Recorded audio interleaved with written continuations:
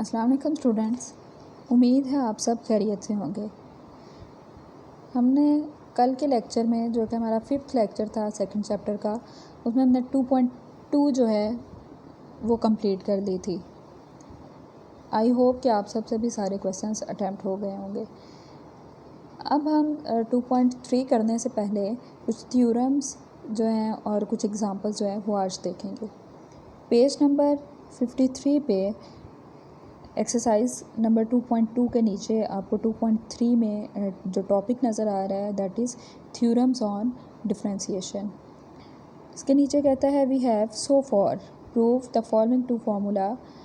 1 में कहता है D by D x of c that is any constant is equal to 0, the derivative of a constant function is 0। इस पर हम पहले थोड़ी सी बात कर चुके हैं। सेकंड जो है उसमें कहता है D by D x of X raise to power N which is equal to N into x raise to power N minus 1। This is known as the power formula और रूल या power rule या power formula इसको कहेंगे, where N is any rational number. So ये दो rules जो हैं इनको भी हम आगे काफ़ी पूरे चैप्टर में यूज़ करेंगे। हमें याद रखनी है दो बातें कि जब भी कांस्टेंट का डेरिवेटिव आएगा उसको हमेशा हम 0 लिख देंगे डायरेक्टली ही, और जहाँ जहाँ हमें x raise to power n नज़र आएगा उसको हम directly n into x raise to power N minus 1 लिख देंगे। Now we will prove other important formulas or rules which are used to determine derivatives of the different functions efficiently. Henceforth, in all subsequent discussion, f, g, h, etc. all denote functions differentiable at x unless stated otherwise. यहाँ पे उसका मतलब है कि हम यहाँ पे कुछ और फार्मूलाज और रूल्स जो हैं उनको देखेंगे और प्रूव करेंगे कि डिफरेंट फंक्शंस के डिफरेंट डेरिवेटिव्स जो हैं वो डायरेक्टली किस तरह अटैम्प्ट किए जाते हैं। अदरवाइज़ तो हमारे पास एक मेथड है जो अभी तक हमने एक्सरसाइज नंबर 2.1 और 2.2 दोनों में काम किया, that was the first principle या ए बी इनिशियो मेथड। हम अब कुछ रूल्स जो हैं वो इस्टेब्लिश करेंगे जिनको हम जब कॉम्प्लिकेटेड से फंक्शंस आएंगे उसमें हम डायरेक्टली क्या करेंगे, इन रूल्स को यूज़ करते हुए ये काम करके बाकी थोड़ी सी सिंप्लीफिकेशन कर लेंगे।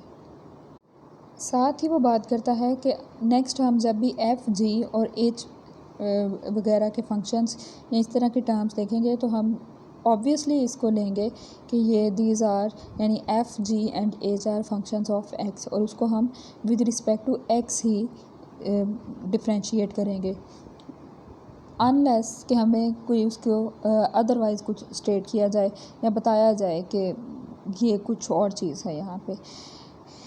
अब थर्ड पॉइंट पे अगर हम देखें या थर्ड रूल की बात करें तो यहाँ पे आपको नज़र आ रहा है derivative of y is equal to c of f of x, यानी पूरे के पूरे फंक्शन से आपके पास कोई कांस्टेंट जो है जब कॉमन निकल आता है तो फिर आप किस तरह उसको डिफ्रेंशिएट करेंगे। प्रूफ देख लेते हैं। Let y is equal to c of f of x, और नेक्स्ट स्टेप में उसने क्या किया, चेंज ऐड किया, दोनों को सब्ट्रैक्ट किया तो आपके पास फंक्शन जो बन गया इस फॉर्म में बन गया। अब उसने क्या किया, दोनों में से c कॉमन ले लिया। c कॉमन लेने से आप अगर अंदर देखें तो उसके बाद उसने डिवाइड किया, डिवाइड करने पे c और ये फैक्टर्स जो कि मल्टीप्लाई होके एक ही बात है उसको आप इस साइड पे लिखें या ऊपर लिख के तो उसके साथ नीचे डेल्टा एक्स लिखते, उसने डेल्टा एक्स से डिवाइड कर दिया, taking limit delta x approaching to 0 वो अप्लाई की। जब वो अप्लाई की तो c पे तो लिमिट अप्लाई नहीं होगी, तो लिमिट जो है आपकी अंदर फंक्शन पे अप्लाई हो जाएगी। फंक्शन पे जब अब अप्लाई हुई तो c हमने उठा के ये बाहर रखा, ये डेल्टा एक्स जब यहाँ पे अप्लाई हुआ तो आपने देखा कि ये तो बाय डेफिनेशन यहाँ से यहाँ तक अदर देन c को छोड़ के, अगर हम c को ऐसे छोड़ दें तो c को छोड़ के बाकी तो सारी आपके पास जो है वो डेरिवेटिव की डेफिनेशन बन गई। A constant factor can be taken out from a limit sign, तो उसके बाद ये सारा जो है ये डेरिवेटिव बन गया। तो d y by D x अगर हम देखें तो जब फंक्शन था आपके पास c of f of x तो सी आपके पास सेपरेट आउट हो गया साइड पे, और एफ प्राइम ऑफ एक्स आपको यहाँ से, क्योंकि ये पूरी डेरिवेटिव की डेफिनेशन बन गई है, सो वो आपके पास अलग मिल गया। सो जहाँ जहाँ पे भी हमें पूरे फंक्शन के अंदर कांस्टेंट कॉमन नज़र आएगा, सो उसमें हम क्या करेंगे, वो कॉमन पहले ले लेंगे और बाद में बाकी फंक्शन का हम डेरिवेटिव लेके उसको कैलकुलेट कर सकते हैं। नेक्स्ट भी उसने लिखा कि जब आपको दिया जाए कांस्टेंट के साथ पूरे फंक्शन का डेरिवेटिव लेने को, तो आपने क्या करना है, सिंपली कांस्टेंट साइड पे कर देना है और फंक्शन का डेरिवेटिव ले लेना है। पेज नंबर 54 पे एग्जांपल नंबर 1 जो है उसमें उसने कैलकुलेट करने को कहा है d/dx ऑफ 3x⁴/3। यहाँ पे अगर आप सिंपली देखें तो आपको कांस्टेंट जो है वो नज़र आ रहा है, जबकि फंक्शन जो है वो आपको x⁴/3 नज़र आ रहा है, जबकि 3 यहाँ पे कांस्टेंट को रिप्रेजेंट कर रहा है। तो जब हम इसका डेरिवेटिव लेंगे तो हम इसको साइड पे कर देंगे और इसका डेरिवेटिव लेंगे। ये अब बाय डेफिनेशन डेरिवेटिव लेने की बजाय हम डायरेक्टली यहाँ पे पावर रूल यूज़ करेंगे। पावर रूल कहता है कि यही वाली पावर सारी शुरू में लिखते हैं, मल्टीप्लाई करें फंक्शन के साथ और फंक्शन की पावर में 1 माइनस कर दें, और ये आपके पास इसको सिंप्लीफाई करने के बाद 4x⁴1/3 आंसर आ जाता है। फार्मूला नंबर 4 या रूल नंबर 4 की तरफ चलते हैं, जिसमें वो कहता है डेरिवेटिव ऑफ अ सम और डिफरेंस ऑफ फंक्शंस। यानी अगर दो फंक्शंस आपके पास ऐड हो रहे हों या सब्ट्रैक्ट हो रहे हों और उनका एज अ होल आपको कहा जाए डेरिवेटिव लेने को, तो आप किस तरह लेंगे। If f and g are differentiable at x, then f plus g and f minus g are also differentiable at x।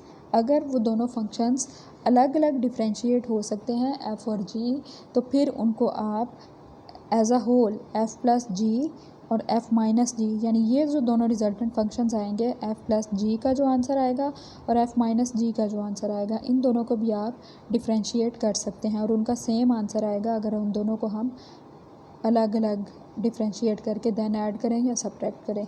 यही इस रूल में बताया है, जिसको मैथमेटिकली उसने लिखा कि जब आपके पास f of x plus g of x होता है, इसका डेरिवेटिव लें, then that will be equal to f prime of x plus g prime of x. Means जब आपको दो फंक्शंस ऐड करके दिए जाएं और कहा जाए कि इनको आप डिफ्रेंशिएट करेंगे या उसका डेरिवेटिव लें, तो आप उन दोनों फंक्शंस को अलग अलग डिफ्रेंशिएट करके देन ऐड कर सकते हैं। And the rule is same when you are given a difference. Also जब दो फंक्शंस को हम डिफ्रेंशिएट कर रहे हैं, जबकि वो दोनों फंक्शन जो हैं आपस में सब्ट्रैक्ट हो रहे हैं, देन भी आप सेम रूल जो है अप्लाई कर सकते हैं। पहला फंक्शन यानी उसी तरतीब के साथ, पहला है तो पहले को डिफ्रेंशिएट करके उसमें से दूसरा जो है उसको डिफ्रेंशिएट करके आप सब्ट्रैक्ट कर देंगे। चलें जी, ये भी रूल 4 रूल्स अभी तक हमने याद किए, जिसमें पहला था कि किसी भी कांस्टेंट का डेरिवेटिव हमेशा 0 होता है।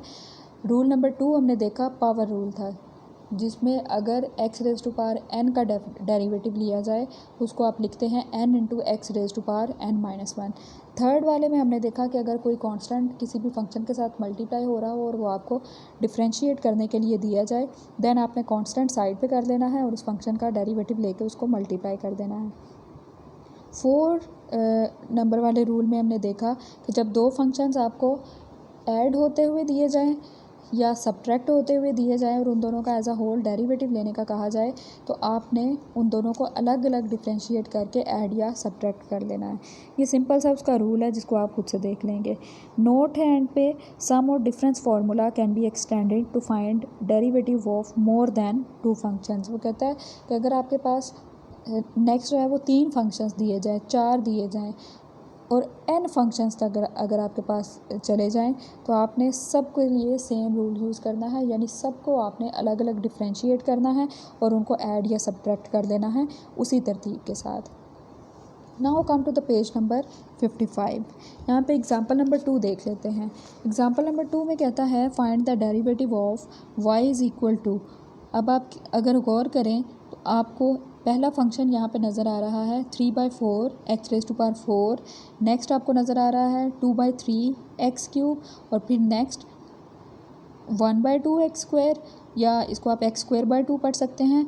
और जो आपके पास अगला फंक्शन है वो 2x है और उससे अगला फंक्शन 5 है। इसको डिफ्रेंशिएट करने के लिए हम ये इन सारे पार्ट्स को इसको इसको इसको इसको और इसी तरह इसको, इन सब को अलग अलग फंक्शंस के तौर पे कंसीडर करेंगे और इसको हम डिफरेंशिएट करेंगे। डी बाई डी एक्स हमने दोनों साइड्स पे ले लिया तो ये d y by D x बन गया और ये d by D x of ये सारा। इसमें आपने क्या करना है, इसके बाद ये डी बाई डी एक्स जो है वो सेपरेट कर दें, सबके साथ अलग अलग हमने लिखा। और अब हम यहाँ पे फार्मूलाज यूज़ कर देंगे जितने भी हमने पहले पढ़े। यहाँ पे सबसे पहले हम क्या करेंगे, आपको नज़र आ रहा है कि 3/4 नज़र आ रहा है। यहाँ पे 3/4 ये कांस्टेंट मल्टीप्लाई हो रहा है, फंक्शन तो आपके पास x⁴ है, तो यहाँ से 3/4 हमने साइड पे कर दिया। D by D x of this आ गया। सबसे पहले हमने कांस्टेंट्स सारे निकाल के बाहर कर दिए जो कि हमने रूल नंबर 3 में देखा है। यहाँ पे अगर आप देखें तो डायरेक्टली आपने क्या करना है, डेरिवेटिव ऑफ कांस्टेंट 0 कर देना। अब कांस्टेंट्स आपने साइड पे किए, डेरिवेटिव आपने इनके लेने थे, तो आपने यहाँ पे पावर रूल यूज़ कर लेना है। पावर शुरू में और फिर पावर में से एक कम करके लिख देना है। देन आपके पास ये आंसर आ गया। सिंपल सा काम है, बहुत आसान। और इसी तरह आप एग्जांपल नंबर 3 में देखें, find the derivative of y is equal to x² + 5 into x³ + 7। अब आप सोचेंगे कि ये हमें तो दो फंक्शंस दे दिए गए, दो फंक्शंस का प्रोडक्ट है और अभी तक हमने प्रोडक्ट के लिए कोई रूल नहीं पढ़ा। तो आप सिंपली ऐसा करें, इन दोनों फंक्शंस को पहले सिंप्लीफाई करें। सिंप्लीफिकेशन किस तरह करेंगे, आप इनको मल्टीप्लाई करें और इनको सम या डिफरेंस की फॉर्म में ले आएँ। उसने उन दोनों को मल्टीप्लाई किया तो आपके पास फंक्शन बना x⁵ + 5x³ + 7x² + 35। ये आपके पास सारा फंक्शन जो है सम की फॉर्म में आ गया। सो इसको आप यूजिंग फार्मूला नंबर 4 सबसे पहले आप इसको अलग अलग कर लेंगे सबके डेरिवेटिव्स, देन आप बाकी जो रूल्स हैं वो अप्लाई कर लेंगे। सेम काम आपने एग्जांपल नंबर 4 में करना है, जिसमें आपको दो फंक्शन जो है वो फिर से मल्टीप्लाई होते हुए नज़र आ रहे हैं। इन दोनों को सबसे पहले मल्टीप्लाई करके सम या डिफरेंस की फॉर्म में ले लेना है। Now come to the page number 56, जिसमें रूल नंबर 5 दिया गया है। रूल नंबर 5 है डेरिवेटिव ऑफ अ प्रोडक्ट। ये जैसे हमें पिछले पेज पे दोनों क्वेश्चंस जो लास्ट वाली दोनों एग्जांपल्स थी उनमें दो फंक्शंस जो थे वो मल्टीप्लाई होते हुए नज़र आ रहे थे। तो अगर हम उनको मल्टीप्लाई नहीं कर सकते या फर्दर सिंप्लीफाई नहीं कर सकते, देन हम प्रोडक्ट रूल यूज़ करेंगे। प्रोडक्ट रूल किस तरह होगा, ये अगर आप देखें तो ये आपको सम या डिफरेंस वाले रूल से डिफरेंट नज़र आएगा। ये उस तरह का नहीं है कि आपने दोनों के प्रोडक्ट हैं अगर, तो दोनों का प्रोडक्ट अलग अलग डेरिवेटिव लेके उन दोनों को मल्टीप्लाई कर देंगे, ऐसा नहीं है यहाँ पे। सो इसको देखते हैं। यहाँ पे आपके पास फंक्शन से दो दिए गए हैं, f और g, और उन दोनों का डेरिवेटिव यानी D by D x of f of x और इसके साथ मल्टीप्लाई हो रहा है g ऑफ x।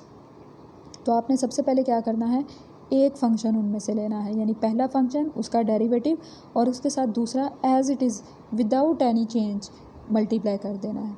और फिर आपने उसमें ऐड क्या करना है, फर्स्ट फंक्शन जो था वो as it is and derivative of the second function. This is known as product rule. यहाँ पे या नेक्स्ट जितनी एक्सरसाइजेस में हम काम करेंगे जहाँ पे भी आपको दो फंक्शंस मल्टीप्लाई होते हुए नज़र आएँ, सबसे पहला आसान काम तो ये है कि आप उन दोनों को मल्टीप्लाई करें और सम या डिफरेंस की फॉर्म में ले लें। लेकिन अगर आपको वो सम और डिफरेंस की फॉर्म में नहीं रिजॉल्व होते हुए नज़र आते तो आपने फिर प्रोडक्ट रूल ले लेना है। इसका प्रूफ है, आप इसको खुद देख लेंगे, सिंपल सा प्रूफ है बाय डेफिनेशन। एग्जाम्पल नंबर 5 पे चलते हैं। I think this is same as the previous one. Example number 4.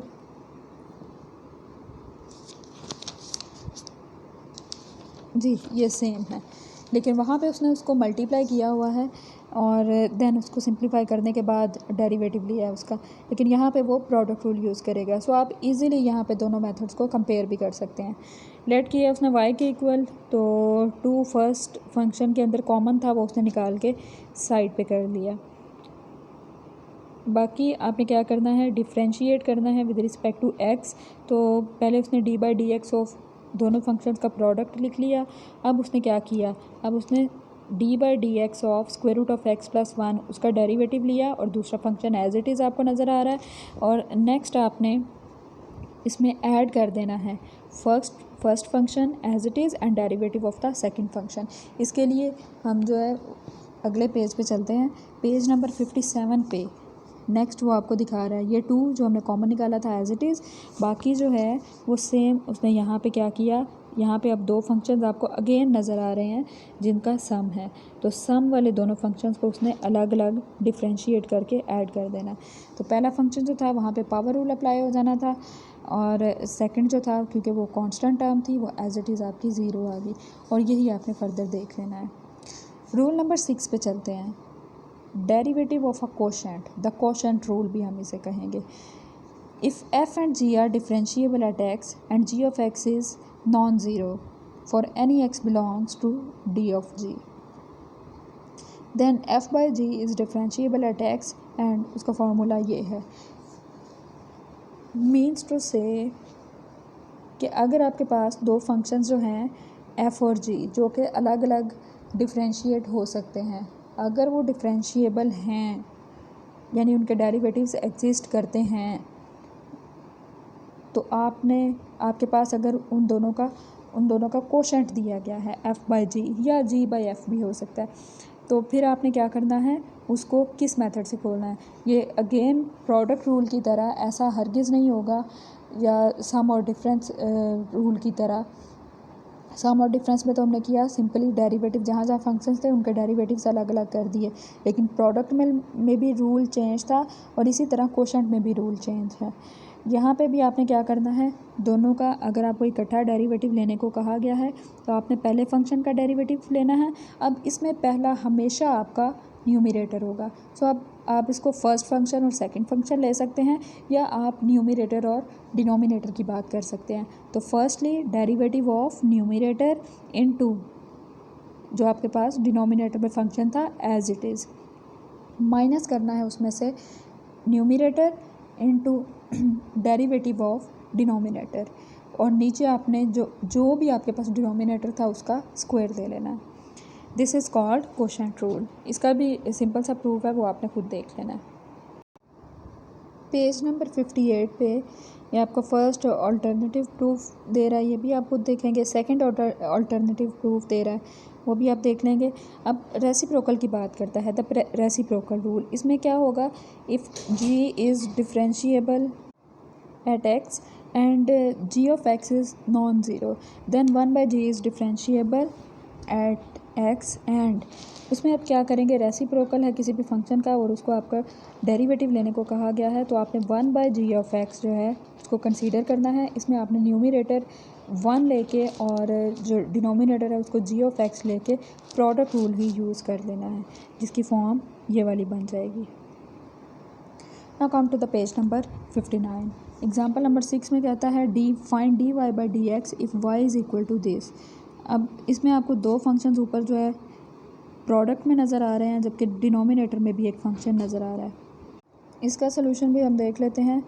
Given that y is equal to, ये 2 फंक्शंस आपको प्रोडक्ट में नज़र आ रहे हैं, डिनोमिनेटर में एंड न्यूमरेटर में एक फंक्शन। यहाँ पे इसको थोड़ा सा सिंप्लीफाई कर लेते हैं। ये first function as it is, और दूसरे को आप स्क्वायर रूट ऑफ एक्स का क्यूब लिख सकते हैं और साथ में 1 का क्यूब। ये इसलिए लिखा ताकि इसको फर्दर हम फैक्टराइज़ कर सकें। इसको फर्दर फैक्टराइज़ किया तो ये वाली फॉर्म बन गई, जिसमें अब आपके पास एक जो फैक्टर है square root of x minus 1 वो डिनोमिनेटर और न्यूमरेटर में कॉमन आ रहा है, सो ये कैंसिल आउट हो जाएगा। अब आपके पास 2 फंक्शंस बचे। दोनों फंक्शंस के साथ आपने अब ये प्रोडक्ट रूल भी यूज़ कर सकते हैं, एंड सेकेंडली आप इसको क्या कर सकते हैं, दोनों को मल्टीप्लाई करें, मल्टीप्लाई करके इसको सम या डिफरेंस की फॉर्म में ले लें। सो आपके पास फंक्शंस जो हैं वो सम और डिफरेंस में जब आ जाएं तो काम आसान हो जाता है और शॉर्ट हो जाता है। यहाँ पे इसने क्या किया, इन दोनों को नेक्स्ट जो है वो मल्टीप्लाई करके खोला ही हुआ है। खोलने के बाद देखें तो ये वाली फॉर्म बन गई। यहाँ पे सिंपली उसको डिफरेंशिएट किया है, और डिफरेंशिएट में आप क्या करेंगे, कांस्टेंट वाला रूल और पावर वाला रूल जो है वो यूज़ करके उसको सिंपली जो है आंसर कैलकुलेट कर लेंगे। एग्ज़ाम्पल नंबर 7 जो है उसमें भी आपको बड़ा कॉम्प्लिकेटेड सा फंक्शन नज़र आ रहा है, लेकिन सबसे पहले आपने हर क्वेश्चन के अंदर यही काम करना है कि सिंप्लीफाई कर लेना है। डिफरेंशिएट करना फंक्शंस को जो है वो जब फंक्शन जो है वो ऐड हो रहे हों या सब्ट्रैक्ट हो रहे हों तो वो बहुत आसान हो जाता है। सो आप सिंपली हर फंक्शन या डिफरेंट फंक्शंस जब आपको दिए गए हैं या क्वेश्चन सॉल्व करने को दिए गए हैं तो आपने उनमें सबसे पहले क्या करना है, उनको मल्टीप्लाई करके सम और डिफरेंस की फॉर्म में ले लेना है, या आप रैशनलाइज भी कर सकते हैं, या कुछ कॉमन निकलता है, कैंसिल आउट होता है डिनोमिनेटर और न्यूमरेटर में, तो आपने वो भी कर लेना है। जितना आप सिंप्लीफाई पहले कर लेंगे उतने उसकी डिफ्रेंशिएशन भी आसान हो जाएगी। यहाँ पे भी उसने नेक्स्ट क्या किया है, उन दोनों को नीचे से square root of x common ले लिया है और ऊपर जो है इसको क्यूब बना के लिख लिया है। वही वाला काम जो एग्जांपल नंबर 6 में किया है अभी। देन उसको डिफ्रेंशिएट करें। ये देखें यहाँ पे डिफ्रेंशिएट करने के लिए कितने सिंप्लीफाइड फंक्शंस बन गए हैं। यहाँ पे अगेन आप उसको एक और कर सकते थे, अगर आप कोशेंट रूल, उसने वैसे कोशेंट रूल यूज़ किया हुआ है, अगर आप ये नहीं करना चाहते यूज़ तो आप क्या करें, ये ऊपर आपको एक्स नज़र आ रहा है, ये सारी चीज़ों के साथ ये जो एलसीएम है ये अलग अलग कर दें। X by square root of x लिखें, प्लस ये दोनों जब आपस में लिखे जाएंगे तो कैंसिल आउट होकर 1 हो जाएंगे और इसके साथ 1 by square root of x नज़र आएगा। इसको आप ऊपर ले जाएं पावर, तो सिंपली आप इनको पावर रूल यूज़ करते हुए कैलकुलेट कर सकते हैं। पेज नंबर 60 पे एग्ज़ाम्पल नंबर 7 का रिमेनिंग सोल्यूशन नज़र आ रहा है। उसके साथ एग्ज़ाम्पल नंबर 8 है जिसकी स्टेटमेंट है differentiate 2x cube minus 3x square plus 5 by x square plus 1 with respect to x। इसमें सिंपली जो डायरेक्टली हमें नज़र आ रहा है वो यही है कि हम यहाँ पे कोशेंट रूल यूज़ करें, लेकिन आप इसको अगर सिंप्लीफाई कर सकते हैं तो पहले सिंप्लीफाई कर लें, दैन अगर आप देखें कोशेंट रूल यूज़ करने की ज़रूरत पड़ती है तो करें, अदरवाइज़ वो सम और डिफरेंस में ही कन्वर्ट हो जाएगा। इस एग्ज़ाम्पल में वैसे किस तरह से किया है, लेट कर लिया है फाई ऑफ एक्स के इक्वल, इसको आप एफ ऑफ एक्स के इक्वल भी ले सकते हैं, लेकिन उसने फाई ऑफ एक्स इसलिए लिया क्योंकि उसने फिर जो न्यूमरेटर है उसको एफ ऑफ एक्स लिख लिया। अब वो क्या करना चाह रहा है कि बजाय एक ही स्टेप में लंबा सा काम करने के या लंबे स्टेप्स जो हैं उनको बार बार रिवाइज़ कर देंगे, उसने दो ही तरह की चीज़ें यूज़ होंगी, दोनों फंक्शंस के डेरिवेटिव्स या ओरिजिनल फंक्शंस। तो उसने दोनों फंक्शंस के डेरिवेटिव्स जो हैं वो अलग अलग कैलकुलेट किए। सबसे पहले उसने एफ डैश ऑफ एक्स या एफ प्राइम ऑफ एक्स वो कैलकुलेट किया, तो यहाँ पे सिंपली सम और डिफरेंस वाला फार्मूला और साथ में पावर रूल यूज़ किया, आंसर आया 6x square minus 6x। Next उसने जी जो है यानी आपका जो डिनोमिनेटर है उसको भी डिफ्रेंशिएट करके उसका आंसर जो है वो 2x कैलकुलेट कर लिया। अब उसने कोशेंट फार्मूला यूज़ किया जिसमें d by D x of this, अगर आप देखें तो रूल ये वाला यूज़ होता है, फर्स्ट फंक्शन यानी न्यूमरेटर का derivative and denominator as it is multiply होगा minus numerator as it is and denominator का डेरिवेटिव आपने मल्टीप्लाई कर देना है और इस पूरे फंक्शन को आपने डिवाइड कर देना है जी ऑफ एक्स होल स्क्वायर से। जो भी आपके पास डिनोमिनेटर में पहले फंक्शन था उसका आपने स्क्वायर दे लेना। तो सिंपली अब उसने यहाँ पे f prime of x, f of x, g of x और जी प्राइम ऑफ एक्स इनकी वैल्यूज़ पुट की और उसको सिंप्लीफाई करने के बाद एंड पे ये वाला आंसर आ गया। आप पेज नंबर 60 तक एक्सरसाइज शुरू करने से पहले तक काम पूरा करेंगे। अल्लाह हाफिज़।